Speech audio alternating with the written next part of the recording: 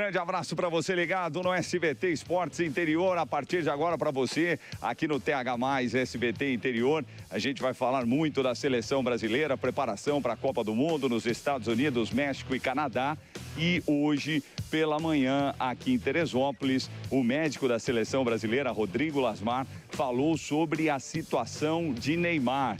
E a notícia não é muito boa, a recuperação de 2 a 3 semanas. Já está fora dos amistosos contra o Panamá no próximo domingo no Maracanã e também contra o Egito já nos Estados Unidos. E provavelmente fora também da estreia da seleção brasileira na Copa do Mundo contra o Marrocos. Então vamos ouvir o médico da seleção brasileira, Rodrigo Lasmar. Bom dia a todos. Bom, atualização sobre o jogador Neymar. Ele se apresentou ontem aqui na Grande Comari, ele fez todos os exames médicos, os exames complementares e terminamos com uma ressonância magnética que identificou uma lesão muscular grau 2 na panturrilha, não apenas um edema. Tá? O atleta ele segue em tratamento. A nossa expectativa é que num prazo de 2 a 3 semanas ele esteja liberado. Claro, conosco ele está em tratamento intensivo, a gente tem condição de avaliar dia a dia essa evolução, mas a expectativa a princípio é essa. Muito obrigado. Portanto, aí, Renan, o médico da seleção brasileira, você pedia ontem no programa, né, sobre uma explicação da questão Neymar, a notícia de que ele fez exames complementares em uma clínica aqui em Teresópolis e vê essa resposta. Renan, para você comentar um pouquinho, lembrando para seguir o Renan Oficial 5, Renan Oficial 5, o nosso campeoníssimo da Libertadores pelo Tricolor. E é o seguinte, para você me seguir também, o Weber Lima 10A, e daqui a pouquinho o pessoal que participa, que manda a sua mensagem pelo WhatsApp aqui no SBT Esportes Interior. Renan, boa noite. E aí, Renan, o que você achou? Neymar fora até da estreia da Copa do Mundo contra Marrocos. Renan. Boa noite, Weber. Boa noite a todos que nos acompanham. Então, Weber, sempre que uma história envolve o nome do Neymar, temos muitos capítulos. E o primeiro capítulo dessa novela, né, que virou uma novela, essa lesão do Neymar, começa com o capítulo Santos, quando o Santos omite ou mente a respeito da lesão do Neymar, né? Fala que é só um edema não é de fato uma lesão. Hoje, o médico da seleção brasileira, o Dr. Rodrigo Lasmar, vem com a notícia que de fato é uma lesão. E não é uma lesão simples, é uma lesão de grau 2. É uma lesão relativamente séria e grave. E quando a gente traz o histórico recente desse jogador, do Neymar, né, de muitas lesões e que tem uma recuperação até um pouco mais lenta do que é o normal, pelo menos foi assim no Santos, né? Então a gente fica na dúvida. Weber, sinceramente, a gente já viu isso acontecer na Copa de 98, com um grande astro, que 4 anos antes tinha dado o título da Copa do Mundo para o Brasil, Romário, também com uma lesão na panturrilha, foi cortado.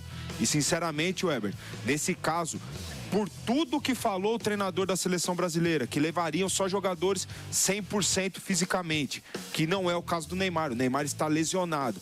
Então, eu acho que deveria ter sido cortado o Neymar. O Neymar deveria ser cortado da seleção brasileira. Por quê? Ele dá essa expectativa de 2 a 3 semanas, mas isso aí é para cicatrização da lesão. Isso é uma cicatrização. Ainda há um outro processo pós a cicatrização, que é a transição, que é o alongamento do músculo, o fortalecimento desse músculo que foi lesionado, né? Porque quando é grau 2, há rompimento de fibras musculares. Então, é uma lesão relativamente grave que leva um tempo da cicatrização e mais um tempo para transição e readaptação dessa musculatura. Portanto, eu acho pouco provável que o Neymar até na estreia da Copa do Mundo, ele tenha condição de jogo. Aí deveria o treinador da seleção brasileira vir, bater no peito e falar os motivos da manutenção do Neymar. Por que que manteve o Neymar mesmo com a lesão ali na concentração da seleção brasileira? É pelo povo brasileiro que quer o Neymar, é pelo que ele representa para os outros jogadores, para o grupo de jogadores. Tudo isso tem que ser dito também. Eu pedi a transparência o povo brasileiro pedia a transparência do departamento médico, ela veio hoje. Agora o povo brasileiro também pede a transparência do treinador da seleção brasileira, Weber. Tivemos também hoje, Renan, aqui na Granja Comari, a coletiva com o Casimiro e também com o goleiro, o Everton. Começando com o Casimiro, ele fala dessa ausência inicial de Neymar, mas que Neymar estará presente no grupo e ele fala um pouquinho sobre isso. Bom, o Neymar é um jogador experiente, a gente sabe que já da geração 92 como a minha, e é um jogador experiente, né? Já está indo para a sua 4ª Copa do Mundo, é um jogador que já passou por inúmeras coisas no futebol, então, sem dúvida, pode agregar muita experiência. Mas a questão de ambiente, essas coisas, todo mundo já conhece. Acho que nenhum jogador que está ali nunca trabalhou ou nunca esteve em um estágio com o Neymar. Então, acho que, sem dúvida, a experiência que ele tem de jogar e estar indo para a 4ª Copa do Mundo é importante. E a gente sabe que jogadores importantes, e ter essa mescla entre jovens e jogadores experientes, acho que é muito importante para ganhar títulos. Renan, é fato de que o jogador não estará nas suas melhores condições, não é? Se ele já vai demorar todo esse tempo de um torneio que é curto para recuperação, provavelmente estará em plena forma, e a gente não sabe se isso acontecerá, da metade do torneio para frente, Renan. Weber, a verdade é que plena forma mesmo, há algum tempo o Neymar não tá, né? Nos últimos anos, depois daquela lesão no joelho, né? Aí ele teve várias outras lesões recorrentes e na forma física plena do que a gente já viu o Neymar fazer, do que a gente já viu o Neymar apresentar, ele nunca mais esteve, né? Jogando pelo Santos. Então, isso eu não tenho como expectativa. Como você bem falou, é um torneio curto, é um torneio de tiro curto, dura ali, se for até a final do campeonato, vai durar 1 mês e pouco, né? 1 mês e 10 dias, 40 dias. Portanto, não seria tempo hábil para o Neymar estar nas melhores das suas condições. Mas como capitão da seleção brasileira, o Casimiro, né? Um dos capitães da seleção brasileira, traz também a importância do Neymar fora do campo. O Neymar é uma referência. O Neymar é ídolo de muitos desses meninos que estão na seleção. Eles pedem a presença do Neymar, eles cedem a camisa 10 pro Neymar, também porque tira um pouco da pressão deles, né? À medida que tem um Neymar no seu elenco, o holofote, o foco vai estar sempre muito mais no Neymar, tanto dentro quanto fora de campo. Né? E nisso tira um pouco a pressão dos outros jogadores. É um contexto, o pacote, o combo Neymar é um contexto muito grande. Tem o dentro do campo, fora do campo, lesão, e a expectativa com relação a isso fica muito grande e diferenciada, né? Então, por isso que eu falo que o treinador da seleção brasileira agora ele deve vir a público numa entrevista coletiva e falar mais sobre o Neymar. Os motivos que o fizeram convocar, né? Dentro do campo, fora do campo. Agora, após confirmação da lesão, o que fez com que ele mantivesse o Neymar ali na concentração da seleção brasileira? O que ele pensa? Para mim não importa o Neymar na primeira fase. Para mim, o importante é o Neymar a partir do mata-mata. Beleza, tá tudo certo. Ele é o treinador e a gente tem que acreditar nas convicções dele. Mas ele deve vir aqui e ser transparente com o povo brasileiro. Falamos também com o goleiro Everton do Grêmio, que foi convocado, foi a grande surpresa da lista de Carlo Ancelotti. E eu perguntei de um levantamento que eu fiz, Renan, dos remanescentes na Copa do Mundo. Nunca o número foi tão alto como dessa vez, de 22 para 26. Né? De 14 a 18 foram 6 remanescentes. De 18 para 22, 9, e agora um número impressionante de 15 jogadores. O Everton fala sobre isso, se não é um alerta ao futebol brasileiro. Não tivemos grande renovação, inclusive no gol. É histórico, né? O Brasil repetir os goleiros de uma Copa para outra realmente é uma marca histórica para a seleção brasileira. Everton, bom dia. Weber Lima, da Rádio Nova Brasil FM, Grupo Tati de Comunicação. O Everton, eu fiz um levantamento, né, de jogadores remanescentes de uma Copa para outra, né, de 2014 a 18, 6, 18 a 22, 9, e chegamos a uma marca impressionante de 15 remanescentes nessa Copa do Mundo. O que vale na sua análise isso daí? É um alerta para o futebol brasileiro no gol, então é histórico, né? Repetirem os mesmos goleiros de uma Copa para outra. Queria que você fizesse uma análise se vale de alerta para o futebol brasileiro esse número gigante de remanescentes de uma Copa para outra. Obrigado. Obrigado. Bom, eu acho que às vezes pode ser que o discurso já esteja até pronto, né? Se for lá e ganhar, vai dizer que acertou, que tinha que manter e a manutenção ela é importante, né, para as conquistas. Se não ganhar, vão dizer que repetiu as mesmas coisas e a gente já meio que sabe. Mas eu tenho certeza que todos que estiveram aqui foram bem analisados, foram bem avaliados, foram analisados friamente, né, por aquilo que pode entregar. Eu acho que a gente tem que analisar jogador por jogador, o que está jogando, o que vem fazendo, o que vem mantendo a sua performance e acho que são jogadores que estão muito bem, estão em grande momento. E eu particularmente não é porque eu estou repetindo, eu acho que você carrega muita experiência de uma Copa para outra, de um momento para outro, você chega aqui, você se entuma mais rápido, o ambiente ele é leve, que nem eu falei, a responsabilidade é grande sim, nós sabemos dela, nós todas as vezes que entra em campo, que veste a camisa, é uma cobrança muito grande, dá alegria para o povo brasileiro, mas também você já tem uma história aqui, você já tem uma vivência aqui, te traz mais tranquilidade nesse momento de você encarar, saber sua responsabilidade. Então eu acredito muito que esse grupo tem muito potencial para fazer história, acredito muito e creio muito nisso.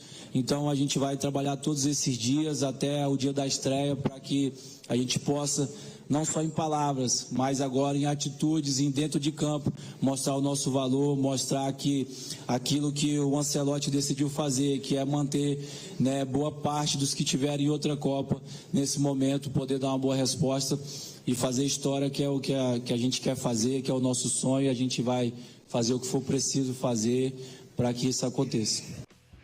Renan, aí o goleiro Everton falando um pouco dessa situação, né? Que é o que a gente vem discutindo há muito aqui no SBT Esportes Interior, também na Rádio Nova Brasil FM, né? Para toda a rede do Grupo Tati. A gente vem discutindo, né, que o futebol brasileiro realmente na seleção não está se renovando, né? São 15 atletas, um número altíssimo. Olha, Renan, eu fiz uma pesquisa desde 90, né? 90, 94, nunca o número chegou a 10 jogadores, né? Isso nunca aconteceu e eu gostaria que você falasse um pouco sobre isso, Renan, para a gente fechar esse bloco da seleção brasileira.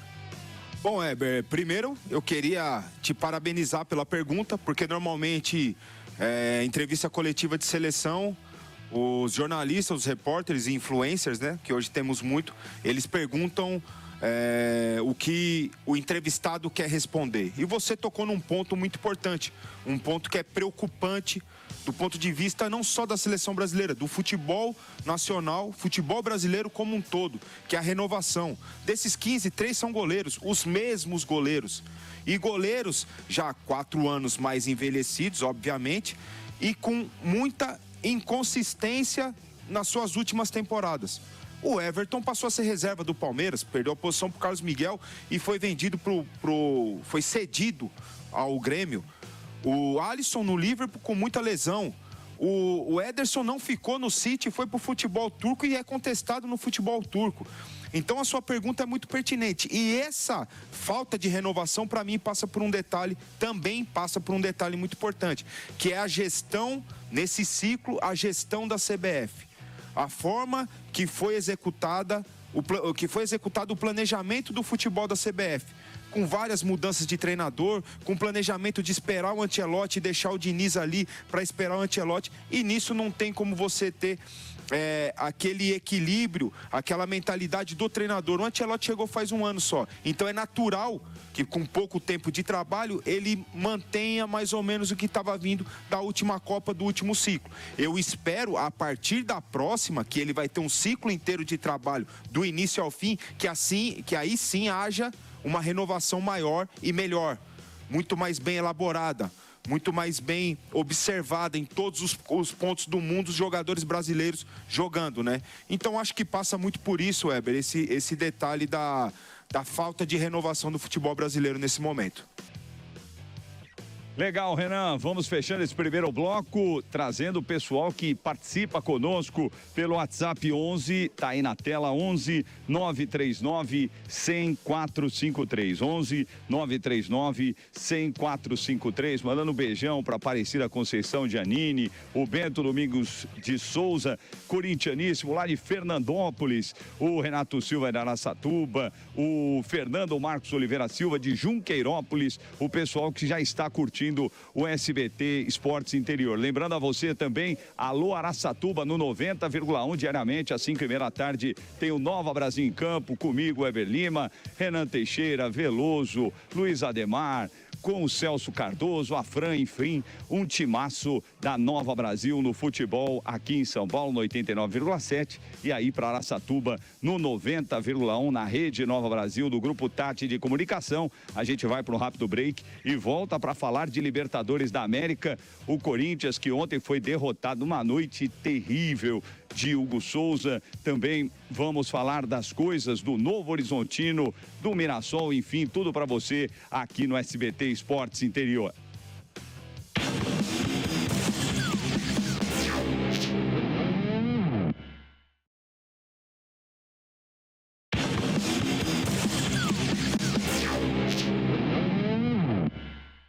Voltamos com o segundo bloco do SBT Esportes Interior para falar das coisas da Libertadores da América. Ontem o Corinthians foi derrotado em Itaquera 2-0 para o clube argentino Platense.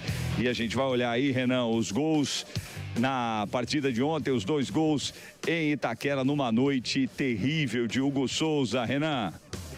Verdade, Weber. Foi uma noite terrível, não só do Hugo Souza, do time do Corinthians como um todo, que não conseguiu criar praticamente nenhuma chance clara de gol. Time espaçado, o time não se aproximava para criar, para gerar oportunidades de gol. Jogadores mais importantes, o que você espera mais, não estava conseguindo armar jogadas. O Garro errou praticamente tudo, é o principal armador do time. Ele e o Bidon jogando muito afastado um do outro. O Memphis entrou ali para cumprir os minutos que o treinador holandês estava pedindo, mas também não pôde fazer muita coisa. Enfim, foi uma noite tenebrosa do Hugo, mas do Corinthians como um todo, e o Platense jogando de uma forma muito aplicada, compacta e com muito comprometimento, conseguiu fazer história e vencer o Corinthians na sua arena, Weber. Vamos ouvir o técnico Fernando Diniz falando sobre a atuação, comentando a atuação do goleiro corintiano Hugo Souza. Esse é um goleiro que ele tem uma trajetória muito linda no futebol. É muito difícil um goleiro que jogou no Flamengo passar o que ele passou no Flamengo, ir para Portugal e vir para um time do tamanho do Corinthians, que é o maior time do mundo, e conseguir virar ídolo da torcida, ser extremamente importante nas conquistas do Corinthians e para a seleção brasileira. Então eu tenho muita confiança que o Hugo ele vai voltar a subir e subir muito. Acredito muito no potencial dele, acredito que é o goleiro que tem tudo para ser no próximo ciclo da Copa do Mundo, ser um dos goleiros da próxima, não foi para essa, mas da Copa que vem. Então eu tô seguro que é um jogador que tem um poder de vida muito grande, um cara que consegue assimilar os momentos mais duros e transformar esses momentos em coisa muito positiva. Renan, você acha que de alguma forma afetou o goleiro Hugo Souza a não convocação? Aquela história que a gente falou dentro do Nova Brasil em Campo, na Nova Brasil FM, né, de que quando passou pelo nome do Bento, na ordem alfabética, todo mundo aguardava o nome de Hugo Souza e veio a surpresa com o Everton. Você acha que de certa forma, Renan, afetou o goleiro corintiano, que foi uma noite terrível realmente para o arqueiro do Corinthians, Renan? Weber, foi uma noite terrível, eu acho que afeta sim, né? Como a gente debateu por várias semanas aqui a respeito do terceiro goleiro da seleção, e a gente achava que deveria ser o Hugo Souza, e quando não é falado o nome do Bento, que estava a disputa entre os dois, e não fala o nome do Hugo e vem o Everton, isso surpreende o cara e abala sim. abala sem dúvida nenhuma o mental dele. Ele fica ali chateado, triste, muitas vezes pensando o que eu fiz de errado para não tá. Ele fica pensando se foi aquele jogo, aquela única oportunidade que ele teve no amistoso contra o Japão, que não foi bem, se aquilo... Então a cabeça do jogador começa a vir um monte de coisa, saber o que ele fez de errado, e isso abala. Ainda bem que vai ter uma parada agora, ele vai poder assistir a Copa do Mundo e viver esse momento de desconfiança com ele mesmo, né? Esse momento de sofrimento e desconfiança com ele mesmo.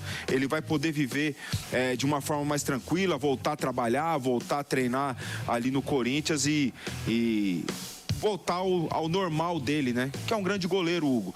O Diniz fala uma coisa interessante, que ele pode ser, nessa reformulação da seleção brasileira pós-Copa, pode ser o nome do Hugo. Tem o Carlos Miguel, que não são jovens, mas são goleiros que não jogaram, não tiveram tantas oportunidades na seleção brasileira. E eles podem ser, sim, as opções para uma renovação. Porque, obviamente, os 3 que estão não serão mais goleiros na próxima Copa. Então, eu acho que eles podem, sim, o Hugo pode, sim, ser uma desse ponto de renovação no gol da seleção brasileira. Mas que ele está abalado. E no jogo de ontem, especificamente, uma saída errada na nossa avaliação aqui na transmissão ontem, Weber, e também naquela saidinha, né? Saidinha característica do Diniz. Então o Diniz também tem um pedacinho de responsabilidade nesse segundo gol que o Corinthians sofreu, né? Porque ele poderia naturalmente isolaria a bola, chutaria a bola pra frente, e naquilo ali que o Diniz pede, na saída curta, na saída jogando ali atrás, ele longe do gol, foi sair jogando, deu no pé do Zapiola, que fez um lindo gol. Então mostra que ele está com falta de confiança por tudo isso que aconteceu a respeito da seleção brasileira também, Weber.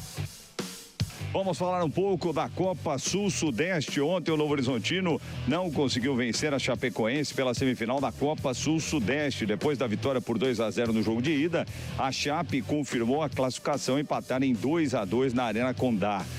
Você está vendo aí os gols da partida. Antony e Diego Galo marcaram para a equipe paulista, enquanto Neto Pessoa e Rafael Carvalheira fizeram os gols da Chapecoense. Com a vaga garantida, a Chape agora vai decidir o título diante do Avaí. As datas e horários da final ainda serão confirmados pela CBF. Já o Novo Horizontino volta à Série B do Campeonato Brasileiro, joga domingo fora de casa aqui no ABC Paulista. Joga contra o São Bernardo no ABC e lógico que você vai ficar sabendo tudo aqui no SBT Esportes Interior. Bom, vamos falar também da Liga Nacional de Futsal. O Dracena foi derrotado ontem na Liga Nacional de Futsal para o São Miguel, jogando fora de casa. A gente está vendo os gols aí na tela. O time da nossa região perdeu por 3-1 em duelo válido pela 7ª rodada da competição. Pedro marcou 2 vezes e Vitinho Ceará também deixou o dele para o time paranaense. Modesto descontou para o Dracena no segundo tempo e com o resultado, o Dracena perdeu a chance de encostar ainda mais na liderança da competição. Na próxima rodada, o Dracena terá pela frente um confronto direto importante contra o líder Vélez Camacan.